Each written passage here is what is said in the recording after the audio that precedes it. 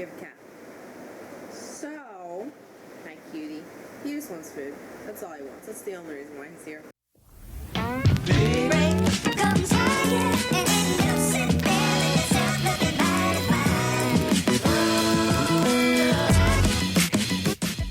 This is Chip, by the way, if y'all didn't know. I do have a vlog about when I caught this guy, because we did catch him, and he used to be so scrawny, but now he's a big old baby. He's so big, he's purring too, it's adorable. Today, we are doing this vlog that I have been wanting to do for such a long time, and I realized, yes baby, I realized that I've said this for several vlogs in a row. I'm just excited to do some stuff with you guys that's a bit more like casual than my main channel stuff. This vlog, as you can tell by the title, is 5 people that just make my heart happy. The reason why I wanted to do this is because 2020 has been hasn't been made yet. 2020 has been a shit show, hasn't it, baby? 2020 has been a mess. 2020 has been garbage. And so I really would like to just tap into, acknowledge, and kind of show my gratitude for some people that have really touched my heart throughout my life, as well as throughout quarantine and 2020. Look at this face. His little face. Believe it or not, I do like more than 5 people on this planet. So I will be doing more than one of these, and there's also, as I'm going over them in this video, there's no particular order to it. It's just flowing from the heart as it flows from the heart, guys. So without further ado, let's get started. Numero uno. Selena Gomez. To start off, loved Wizards of Waverly Place. Loved that show. But this goes beyond that into some more stuff mental health related. So I had a friendship growing up that was very similar in my eyes to the public account of the whole Justin and Selena thing going on. I just remember moving away from that entire state, really, just hating myself for the fact that I just hadn't gotten over it yet. And then I came across something talking about how Selena Gomez was still struggling with her past with Justin Bieber. And it's like, oh, so maybe there isn't something wrong with me because I'm still trying to get over this. And that's really, it's been 4, 5, 6 years since I've even seen this guy, and I still am processing a lot of the trauma of that situation. And really the thing that I can lean on to convince myself, hey, you're not crazy, there's nothing wrong with you, it's normal. That person meant so much to you for 4 years of your life, it's gonna take time to really get past this. The thing that I could lean on and that could convince me of that was really just looking to Selena Gomez and knowing she sometimes still struggles with this stuff. It's not something that's just gonna go away, and that's not my fault. Granted, obviously the situation sucks, but it really does help to see someone as strong as Selena Gomez still sometimes dealing with that pain, even though it's been so many years. Because realistically, it does take a while. It does take years, lifetimes to truly be able to get rid of something that meant so much to you at some point. Number 2, Demi Lovato. Now, there's a lot I can say in terms of Demi Lovato in terms of mental health, of course. But for me, when I think of the reasons why Demi Lovato just touches my heart, it is her music. Music for me has always been an extremely spiritual thing. It truly feels like music is the gateway to my soul.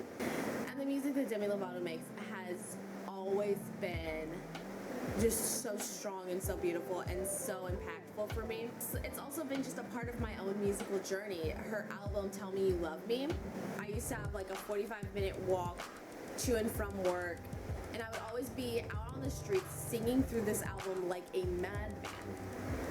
But singing through this album is genuinely the reason why I have any degree of a female range. It's because I was singing along and I was practicing and practicing to such a strong artist that I was actually really comfortable with the way that she sings and hearing the different ways that she uses her voice. So not only does her music really impact me emotionally, it has been a very big feature of my own musical journey, my own singing journey, and now I got a pretty high voice. Beyonce. Now y'all know I could not come over here and do this video without talking about Beyonce. Let's start out with a story, actually. So, I was in 8th grade, and we had a project where we were supposed to dress up as our hero and write a whole project about he's coming back, and there's a cat over there. Everything's happening. We were supposed to write a whole report about our hero, dress up as them. I dressed up as Beyonce from the Listen music video. And my issue with that project is the teacher said we had to talk about a charity that the celebrity or that our hero created. I'm over here like, what do you mean I have to talk about a charity they made? I chose Beyonce as my hero because she is literally a symbol that there's more for black women in this world than just being second fiddle. There's more for black women in this world. That's why I chose Beyonce as my hero. So I put like a 1-sentence discussion about her charity and then moved on. I got marked off for it, so fuck that teacher. But yeah, Beyonce for me growing up was that symbol of, hey, I can genuinely do anything. There genuinely is no limit for me if I put myself to it.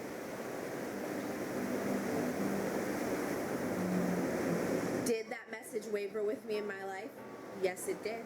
But that was something I was able to at least have in the back of my mind from early on because of Beyonce. And again, music is a very spiritual thing for me, and so that really set in with me.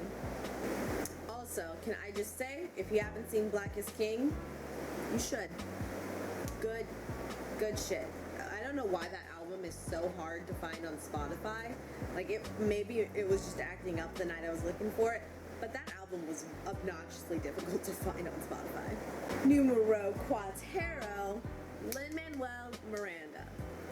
I saw Hamilton. I didn't see it the night it came on Disney Plus. I for sure didn't see it live, but I saw it within a week of it coming on Disney Plus. I was getting real emotional during the opening number. I started crying during the Schuyler Sisters song because I grew up in choir and stuff like that. So to hear people singing such beautiful harmonies really choked me up. I was bawling by the time the movie ended. It made me so emotional that I still haven't seen the movie again. I've listened to certain songs from the musical, but I've not listened to all of them again. It just makes me so emotional because not only do I feel such a strong connection to the character of Alexander Hamilton, Lin Manuel Miranda is basically my dream. Because you can see how much of his heart he put into this beautiful, beautiful production. You can see how much time, how much effort, and just how much thought went into every second of this production. And then to see the fruits of those labors truly be so well received and to really just send his life in such an amazing direction. It's literally the dream. It's literally what I would love in my life, what I want in my life. I look at Lin Manuel Miranda and I listen through Hamilton. I just feel so much pride for him and for all of the work that he and that whole company did. It was such a beautiful production. The music was phenomenal. I had actually never listened to the music from Hamilton because I think it probably was on Spotify before, but I didn't listen to it.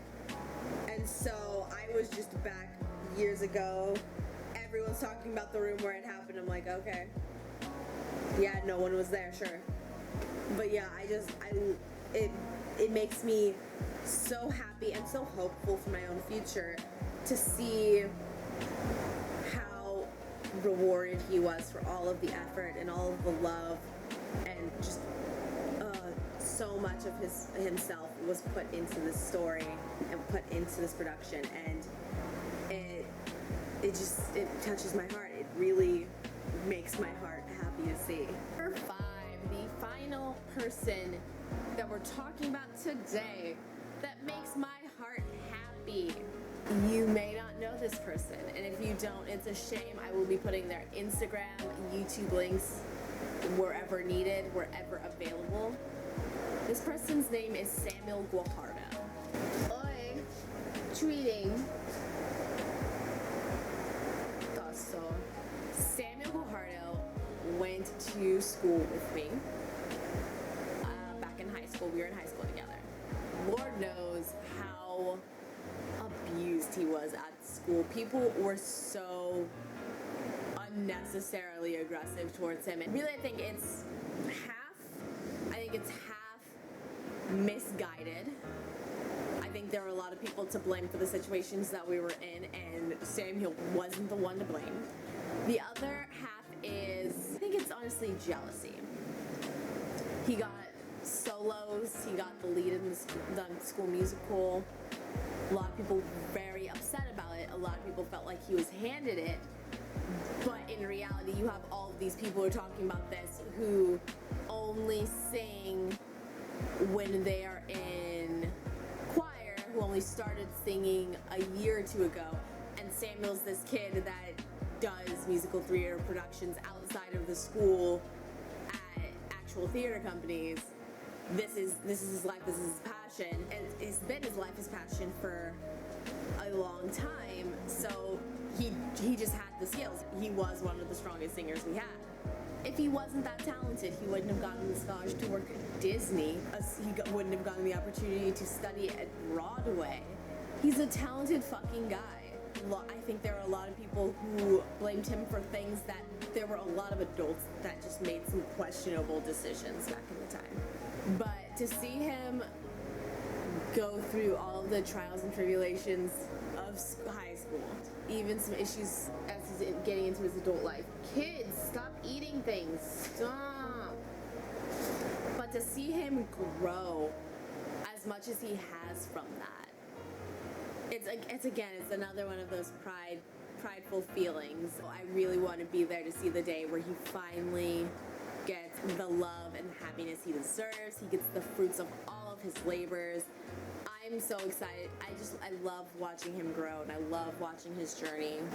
I am so excited to see where he's gonna go next, where he's gonna take off to.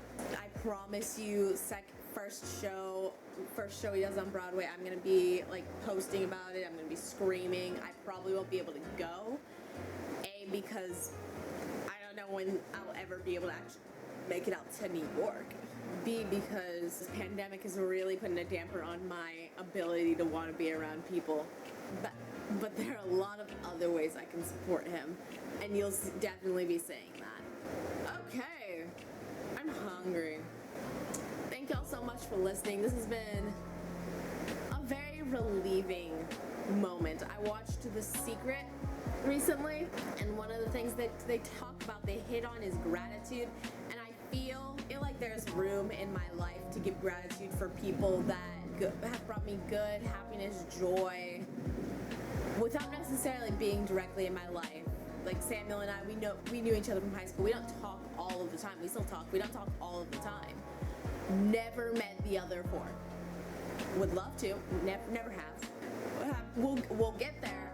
But at the moment, I've never spoken to them. They've still very much been able to touch my life in a way. There's no fault in showing your love and gratitude for the people that honestly may never see it. If you agree, let me know down in the comments who you're grateful for. But until next time, valedictions, friends.